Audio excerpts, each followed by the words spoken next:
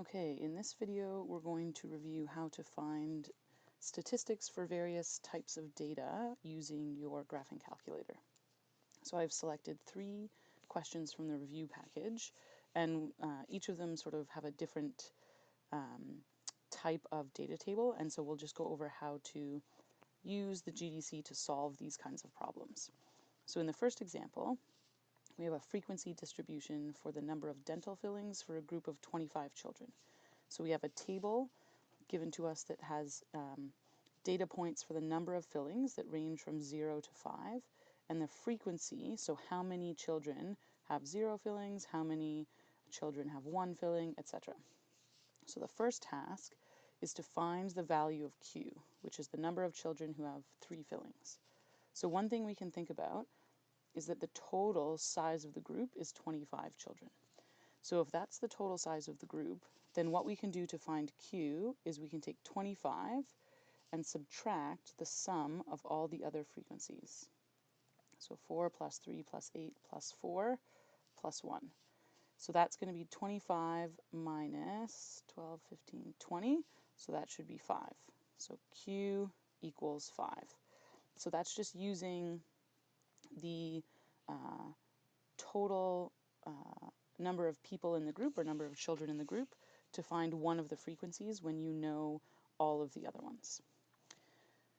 So now that we have all of the frequencies, we can use our graphing calculator to find mean, median, and standard deviation. So the first thing we have to do is enter the data. So we're going to enter the data, and that is by going to Stat and then Edit. And L1 is our data, and L2 is our frequency. So that's how we sort of enter it. So we're going to go to Stat, Edit. We're going to clear our lists from old data, and we're going to enter in the new data. So we have 0, 1, 2, 3, 4, or 5 fillings. And then our frequencies are 4, 3, 8. Of course, Q is 5. We solved that earlier, 4 and 1.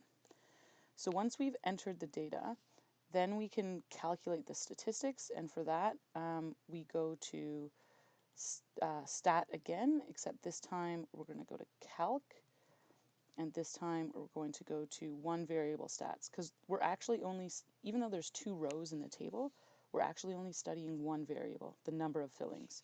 The frequency is just additional information about that one variable, so we keep it to one variable stats. So Stat, Calc, one variable stats.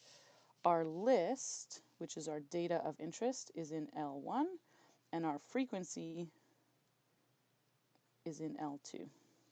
So sometimes it defaults to not showing a frequency list, so then you have to type in L2, and to do that you hit second 2. So frequency is in L2, and then we can hit calculate. So our mean is 2.2 fillings. The median, if we scroll down, is 2. And the standard deviation, sigma x, is approximately 1.39 rounded to 3 sig figs. So that's how you can work with a question that has what we call a frequency table. So the frequency table gives you the information, and then this is the process for entering and analyzing the data in that frequency table. So that's one option, simple table with data and frequency.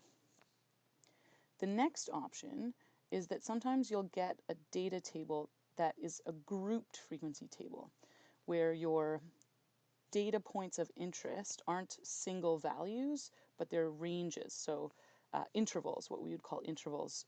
And in this case, it's weights of members of a football club. So our weights exist in intervals of 40 to 50 kilograms, 50 to 60, 60 to 70, 70 to 80. So the first thing we're going to do is draw a histogram of the data. So in that case, you look at the intervals. the bars in your histogram will fill the endpoints of those intervals and will rise to the necessary frequency on the y-axis. So our first interval goes from 40 to 50 and has a frequency of 6. So that's our first interval for the histogram there. The second interval goes from 50 to 60 and has a frequency of 18. So we're just going to make sure we go all the way up to 18 and all the way across to 60 to fully cover that interval. So there's the second bar for our histogram. And the next one goes from 60 to 70, and that has a frequency of 14. So that's going to be 14 here and over to 70.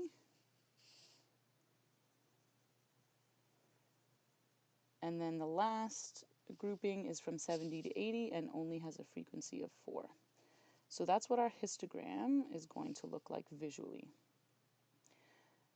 Now, we still need to find some pieces of information about the data in the following questions. So, the mid-interval value is the number directly in the middle of a given interval. And really you can find that at any given point by adding together the ends of the interval and dividing by 2. So in this case, 50 plus 40 divided by 2, and that would be 90 divided by 2, which is 45. So that's the mid-interval value. You can often figure this out just by looking at the interval and identifying the middle number. Now, when we're looking for an estimate of the mean weight of the members of the club and the standard deviation, we need to use the calculator to do this, and it works a little bit differently when we're dealing with a grouped frequency table. So the first step is still enter the data, and that again we do by going to Stat, Edit, except this time in L1 we're going to put our mid-interval values because we don't actually know individual data points, so we have to approximate using the mid-interval values, and then L2 will again be the frequency. So very similar process, but you have to be really mindful about what values you're using. So we'll enter our data first. We'll clear the lists from the previous question. And then our mid-interval values are going to be 45, 55, 65, and 75. And our frequencies are 6, 18, 14, and 4. So the second step is very similar to the last as well. So we need the statistics. So we're going to put, we've got our data in, we're going to go again to stat calc, and we're still picking one variable stats because it's still one variable, weight, and then we have frequency. L1 is going to be the mid, or the list is going to be L1, because that's where our mid-interval values are, and the frequency is going to be L2 because that's where we put our frequency values. So on the calculator, if we go over to stat calc, one variable stats, this is kind of saved from the last question I did, which is convenient, but you always want to make sure that if you don't have a frequency, if it's just a raw set of data, you need to make sure the frequency list is blank. In this case, we have a frequency, so we want something there. So L1 and L2, and then we're going to calculate. So the mean is 58.8 kilograms, so I'm going to include my units, and that's rounded to 3 sig figs. And my standard deviation is 8.44, and again rounded to 3 sig figs. So the big difference here when you're doing a grouped frequency table is that you're using the interval midpoints or the mid-interval values instead of just individual values. So be mindful of that when you have a frequency table. The last example is just a straight up raw data set. So in this example, we have weights of 12 students in a class. So we're given a simple data set, no frequency, just the data. So when we're looking for the mode, we're looking for the most frequent number in the data set. So we're looking for any number that occurs more than once. So when I look across, I see I have a 63, another 63, and another 63. And there's a duplicate of 65, but that only occurs twice. So our mode, which occurs 3 times in the data set, is 63 kilograms. Now, we're looking for the mean and standard deviation of the weights. So again, we're going to go to Stat, Edit, and we just have one list now. So we're going to enter the data, and we only have one list, so L1 is going to be your data, and L2 is going to be blank, nothing there. So it's really important to remember that this operates differently than other data sets. So when you go to Stat Edit, I can clear L2 and I can clear L1, and I'm just going to put all the data into L1. So 63, 76,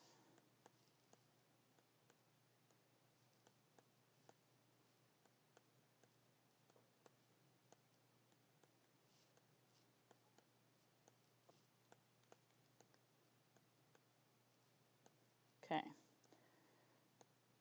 And one way you can tell is in the last number, it says L1 12. That means I've entered 12 numbers, and there are 12 data points in this set, so I can be fairly certain I at least didn't miss a number, and you just want to double check that you typed them all in correctly.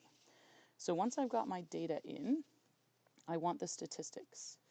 And again, single variable, because there's only one thing we're interested in.